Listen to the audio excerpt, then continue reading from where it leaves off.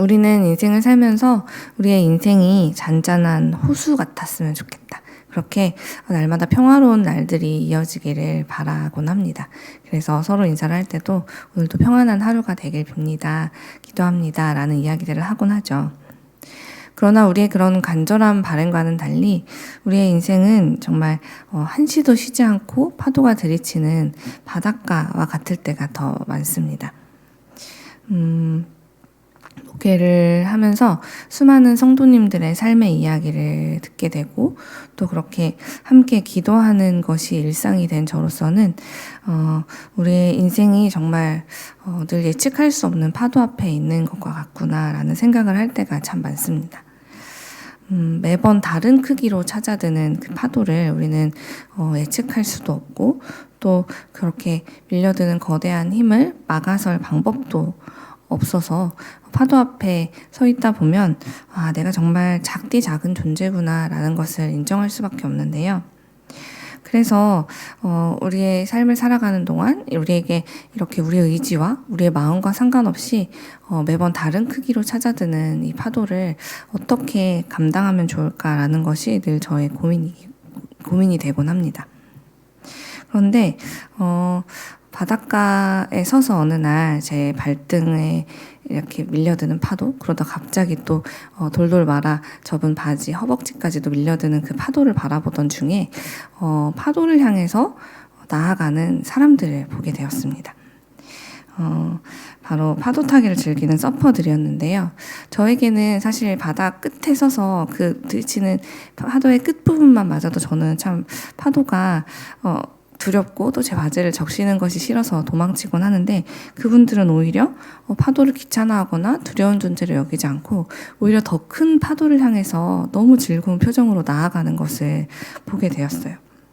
그래서 이분들은 파도가 치는 날에도 전혀 날씨와 상관없이 파도가 있는 곳이라면 어디든 찾아가서 그 파도의 힘을 이용해서 오히려 즐거움을 누리고 그리고 파도가 올 때를 설레면서 기다리는 그 표정들을 보면서 어쩌면 우리도 우리 인생에 찾아드는 파도를 저렇게 즐기며 그 힘을 이용해서 오히려 더 즐거운 삶을 살아갈 수 있겠구나라는 생각이 들었습니다. 그리고 마침내 오늘 말씀을 읽는 가운데 오늘 말씀을 기록한 시인이 딱 그렇게 파도의 힘을 이용하며 그 두려움과 무서움을 오히려 즐거움으로 변화시키는 삶을 살아가는 서퍼와 같다는 생각이 들었습니다.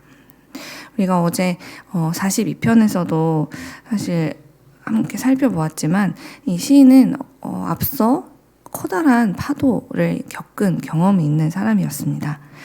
그는 그가 겪었던 정말 힘든 파도로 인해서 그의 참담한 심정을 하나님 앞에 내려놓으면서 주님의 도우심을 간절히 구하곤 했죠.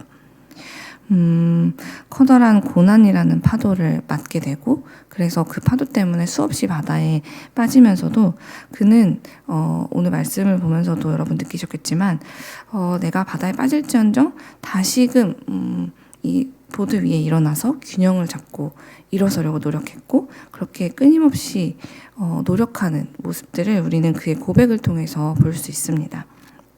그런데 그가 그렇게 계속해서 하나님을 바라보고 소망을 찾으려고 하는 노력에도 불구하고 안타깝게도 악의 세력은 그의 인생에 너무 거칠게 또 생각지도 않은 방식으로 쉴 새 없이 밀려들고 있음을 우리가 알 수 있는데요.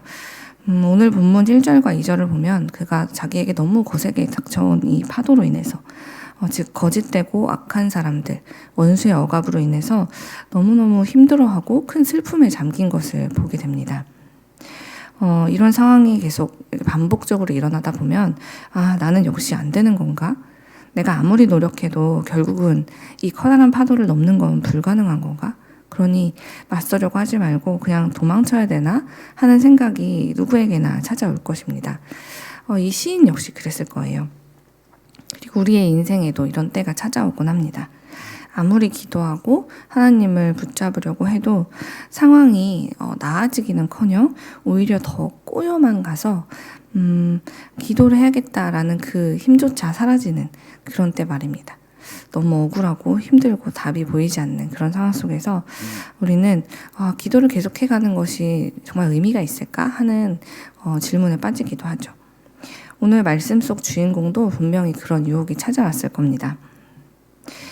그러나 그는 주변에 그 누구도 자기의 억울함을 해결해주지 못하는 이 상황 속에서, 그래서 자꾸만 자기의 억울함이 커져가는 이 상황 속에서 유일하게 내 마음을 알아주는 분이 누구인가에 대해서 기억해냈습니다. 그의 마음을 온전히 이해하고 위로하고 알아주실 수 있는 분은 이 세상에 하나님밖에 없다는 것을 기억해냈다는 것이죠. 그리고 이 모든 상황들, 자기가 처한 이 억울함, 다른 사람들은 알지 못하지만 나이가 처한 이 억울한 상황들에 대해서 공정하고 올바르게 판단해 주실 유일한 재판관인 하나님께 다시 자기를 구해달라는 기도를 시작했습니다. 사랑하는 여러분, 신앙생활이란 우리가 이 땅을 살아가면서 누구를 믿고 의지해야 되는가, 그것을 바로 알고 붙잡아가는 과정을 통틀어 의미한다고 생각합니다. 우리가 교회 안에서 좋은 사람들과 친목을 도모할 수도 있고, 또 누군가를 위해 선한 일을 하는데 함께 앞장서 나가는 것도 우리 신앙생활에 있어서 매우 중요한 요소이지만, 신앙생활에 있어 가장 큰 목적이 무엇인가라고 묻는다면 그것은 바로 우리가 믿고 의지할 분이 오직 우리 하나님 한 분뿐이다 라는 것을 믿는 것, 그리고 그것을 정말 실천하는 삶을 살게 하는 것, 그것이 바로 신앙생활의 목적이라는 것이죠.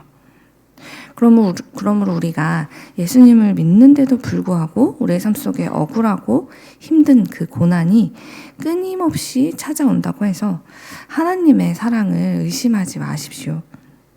파도는 우리의 생각과 의지와 상관없이 이 땅의 순리에 따라 일어나는 일들일 뿐입니다.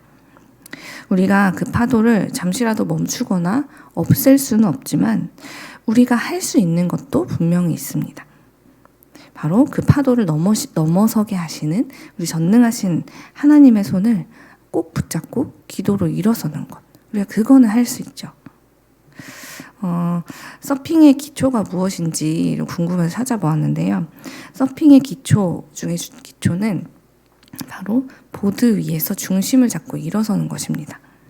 파도가 일렁이는 그 바다 위에 이 좁은 보드를 놓고 거기에서 일어나는 것, 그 훈련을 하는 것은 참 어려운 일이지만 그 위에서 그렇게 중심을 잡고 물에 빠지지 않기 위해서 훈련하는 것은 그렇기 때문에 꽤 많은 시간과 노력과 훈련을 필요로 하는 게 맞습니다.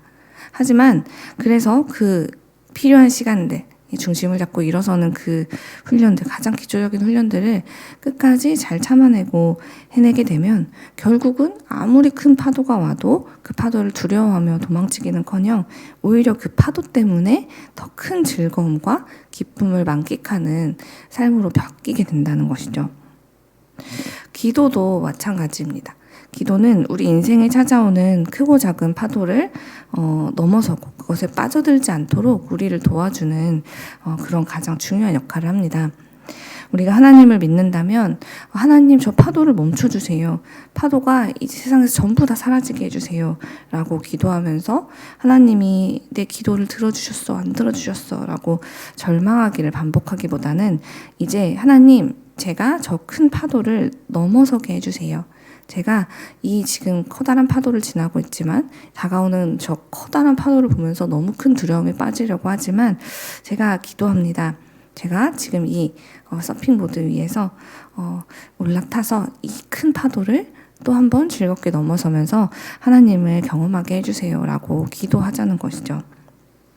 아무리 큰 파도도 우리 주님의 손을 붙잡는다면, 우리가 그렇게 기도를 훈련하면서 그 위에서 중심을 잡는 훈련을 하기 시작한다면 우리는 이제 큰 파도가 올 때마다 이 파도를 멋지게 넘게 하실 하나님을 기대하게 될 것이고, 또 그래서 우리가 계속해서 이 파도 타는 훈련, 그 기도를 쉬지 않는다면 오히려 우리는 커다란 절망의 파도를 맞이할수록 이런 고백을 하게 될 것입니다. 하나님께서 도대체 나에게 또 얼마나 큰 복을 주시려고 이런 큰 파도를 넘게 하시는 걸까? 이 파도를 통해서 또 우리가 얼마나 큰 기쁨을 누리게 될까? 하는 그런 고백을 이제 할 수 있게 된다는 것이죠. 사실 이전에는 보기만 해도 두렵고 낙심에 빠지던 내가, 파도를 보면 그렇게 두렵고 낙심에 빠지기가 일쑤였던 내가 이제는 그 파도 타는 훈련들, 기도를 통해서 이 파도를 두려워하지 않는 훈련들을 하게 되면서 이제는 하나님을 바라보고 하나님이 하실 일들, 그 소망을 품고 살아가는 가운데 이 모든 슬픔과 절망과 고난조차도 이제 우리의 절망의 시작이 아니라 기쁨의 근원으로 완전히 바뀌게 된다는 것입니다.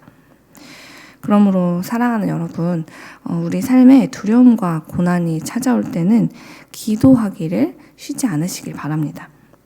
오늘 말씀을 기록한 시인처럼 어려움이 파도처럼 정말 쉴 새 없이 밀려올 때에도 나는 기도하기를 쉬지 않겠습니다. 마치 물려드는 파도 위에서 끊임없이 중심을 잡기 위해 연습하는 서퍼들처럼 우리도 그 훈련을 기도로 하겠다는 그 고백을 우리 하나님 앞에 하면서 하나님을 향해 그리고 나를 향해 이렇게 외치십시오. 내 영혼아 어찌하여 낙심하며 어찌하여 불안해하느냐. 너는 하나님께 소망을 두라. 그가 나타나 도우심으로 말미암아 내 하나님을 여전히 찬송하리로다. 라고 하나님께 그리고 내 영혼을 향해서 고백하자는 것입니다. 우리가 이 땅에서 사라지고 말 것들, 변하고 말 그 어떤 사람들이 아니라 영원하신 우리 하나님께만 소망을 두고 이렇게 기도하면서 계속해서 기도하고 그 파도를 맞서며 살아가게 될 때 하나님께서는 우리에게 찾아온 그 어떤 크기의 파도도 능히 넘어서게 할 힘을 주실 것입니다. 그리고 이 세상 누구도 경험해 보지 못한 그 파도를 넘을 때에만 누릴 수 있는 기쁨과 소망을 내 안에 주실 것입니다. 그러니 우리 오늘도 하나님께 소망을 두면서 기도하기를 쉬지 맙시다. 우리가 기도할 때 우리를 도우시는 우리 하나님께서 우리의 작은 신음에도 귀를 기울이시고 반드시 이 파도를 넘게 하실 것입니다. 우리 함께 이 소망을 가지고 기쁘게 오늘도 기도의 자리를 지켜내는 세상의 빛 이레교회가 되기를 간절히 소망합니다. 기도하겠습니다.